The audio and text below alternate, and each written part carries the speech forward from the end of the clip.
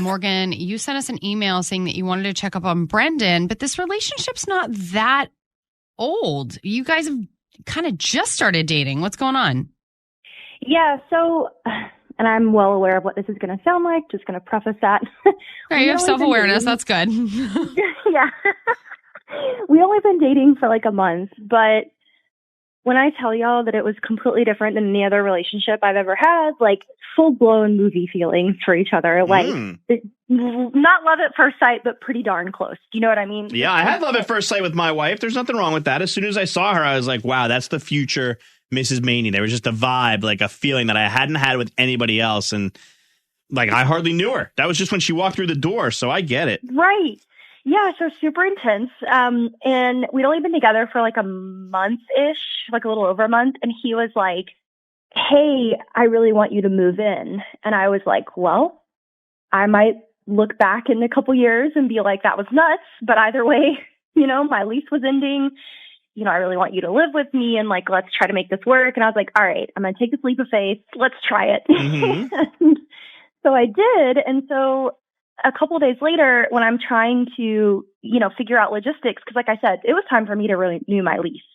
And I start trying to talk logistics with him, and he starts backtracking a little bit, but in like, at first it was kind of subtle. It was just like him being like, oh, we'll talk about that later or whatever. Like, Okay. And then eventually, for like 2 weeks, he just disappeared. And I don't mean like, you know, no social media or whatever. I mean, like we would ghosted. Talk. Yes. And like his phone would go straight to voicemail. So I was like, okay, it's off. And I know he didn't block me because my messages were still going through. But I was like, what the heck? Like, I'm just baffled. I'm speechless. So I know that something is wrong because you don't just say, hey, I want you to move in with me. And then like a week or so later, like I said, do a 180 and be like, you know, just kidding. Right. But you have you caught back up with him again? Well, okay. We haven't had like a whole sit down conversation, but he texted me and he was like, hey, I had to get a new phone. Like I can let's catch up. Like let's sort through stuff, whatever. And I'm like, sort through stuff? Like, Like you just asked me to move in with you, then you ghosted me for 2 weeks. Yeah, but maybe that's what he's talking about. But maybe sort through stuff means to like figure out how to live together. I have no idea, but yeah. Is there anything else? I mean, I'm dying to call him now and find out what's what. No, I mean, genuinely, he just thought that like he could pick it right back up with me. And again, I say we hadn't talked face to face, and I feel like this is something important enough that you would tell me face to face. But maybe he had a girlfriend he needed to break up with. Listen, that's where I'm at because.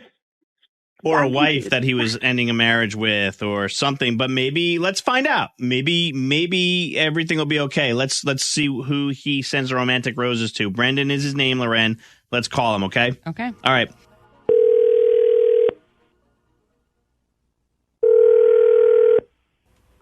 Hello?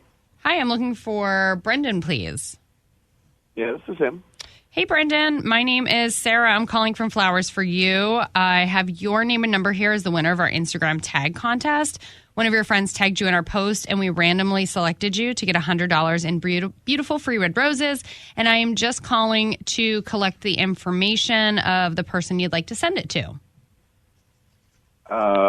Okay. This is actually kind of good timing.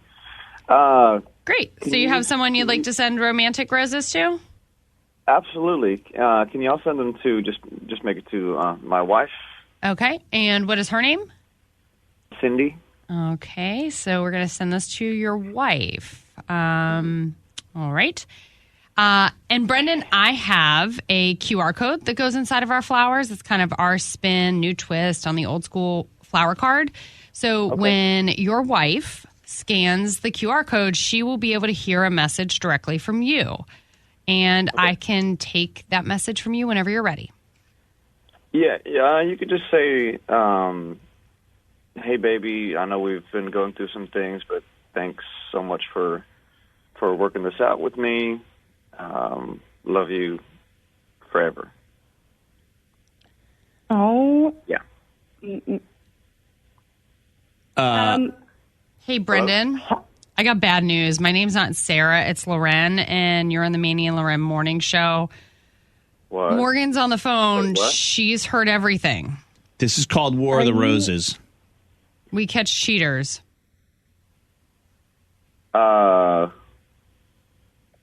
Okay. I'm, first of all, speechless. I've been sitting here trying to get my words correct because what I want to say cannot be broadcast on the radio. You have now made me the other woman in a situation when I trusted you. And I was like, wow, this is kind of crazy. Can't believe I'm doing this with a guy after a month. Clearly it was flipping crazy, but I want to say much worse. I'm done with you, Brendan. This is insane. And you've not only made me look stupid, you've now made your wife look stupid because now she knows what was going on. How long have you been married, Brendan? 5 years. And why would you want to move Morgan in with you when you're married? How is that going to work? Look, you have a whole side thing, or are you breaking up with your wife? First of all, Morgan, I'm sorry. You don't understand. Like, we've been going through a lot of things. Like, I've been trying to figure I understand. You literally no, made me all kinds of another stuff. woman. I know he is not about to interrupt me and try to make this sound like he's not the bad guy in the situation, y'all. Tell him, Morgan. Wow. Morgan, it sounds like they were probably talking about divorce. Am I right, Brendan? Is that... Yes. I don't care how close to divorce you were until those divorce papers are signed and you're 100% single. You, again, cannot overstate this. You have now made me the third party in a situation without my knowledge. Like, that's... You could call him an ass if you want. Literally the biggest ass I've ever had to deal with. And that's saying something.